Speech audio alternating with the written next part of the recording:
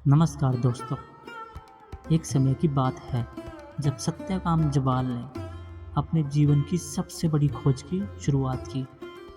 यह साधारण लड़के की कहानी है जिसने सच्चाई की खोज में हर चुनौती का सामना किया।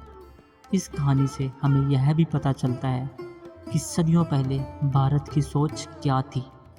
यहाँ इंसान के विचार और उसके कर्म उसके व्यक्तित्व को दर्शाते थे, ना कि वह किस कुल या घर में पैदा हुआ है। इससे किसी को कोई फर्क नहीं पड़ता था। हम आजकल गलत धारणा के शिकार हो जाते हैं, जबकि यह उपनिषद हमें असली बातें सिखाते हैं। इसके माध्यम से यह स्पष्ट होता है कि भारत में इतने सारे परिवर्तनों के कारण विचारों में कितना फर्क पड़ा है।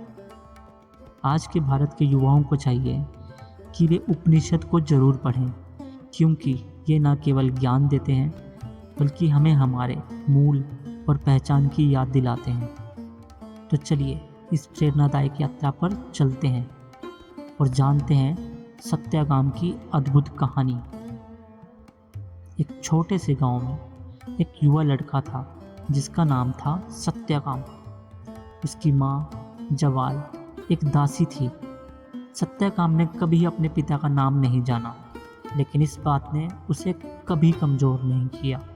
उसने हमेशा सच बोलने का निर्णय लिया। एक दिन सत्याकाम ने सोचा कि उसे ज्ञान की खोज में निकलना चाहिए।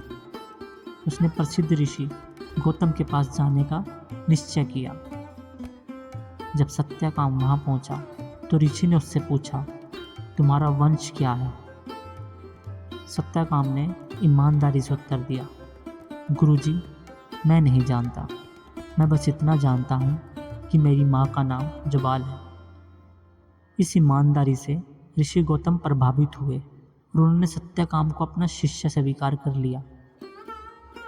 ऋषि गौतम ने उसे 400 कमजोर गायों की देखभाल करने का कार्य सौंप दिया। यह एक कठिन कार्य था, लेकिन सत्याकाम ने इसे खुशी खुशी स्वीकार किया। गायों की देखभाल करते हुए सत्याकाम ने प्रकृति से कई महत्वपूर्ण पाठ सीखे। पहले एक बैल ने उसे दिशाओं का ज्ञान सिखाया। फिर अग्नि ने उसे विभिन्न लोकों के बारे में बताया। एक हंस ने उसे ब्रह्मा के तत्व का ज्ञान दिया और एक जल पक्षी ने उसे आत्मा का रहस्य बताया। इन सभी अनुभवों से सत्याकाम का ज्ञान बढ़ता गया। वह हर दिन कुछ नया सीखता रहा। कुछ समय बाद सत्याकाम ने अपने गुरु गौतम के पास लौटने का निश्चय किया। जब वह वापस आया तो ऋषि गौतम ने उसकी चमकती हुई आत्मा को देखकर समझ लिया कि सत्याकाम ने आत्मज्ञान की प्राप्ति कर ली है। सत्याकाम की कहानी हमें यह सिखाती है कि आज की दुनिया में जहाँ अक्सर बाहरी उपलब्धियों पर ध्यान दिया जाता है, जबकि सच्चाई और ईमानदारी सबसे महत्वपूर्ण है। हमारे युवा और बच्चों के लिए यह आवश्यक है कि वे अपने भीतर की आवाज़ सुनें, अपनी सच्चाई के प्रति ईमानदार रहें। याद रखें, सच्चा ज्ञान और सफलता हमेशा आंतरिक होते हैं। जब हम अपने काम में ईमानदार होते हैं तो हम जीवन की सच्ची खुशी और संतोष प्राप्त करते हैं। अगर आपको यह कथा और इसका संदेश पसंद आया हो तो चैनल को सब्सक्राइब करना ना भूलें।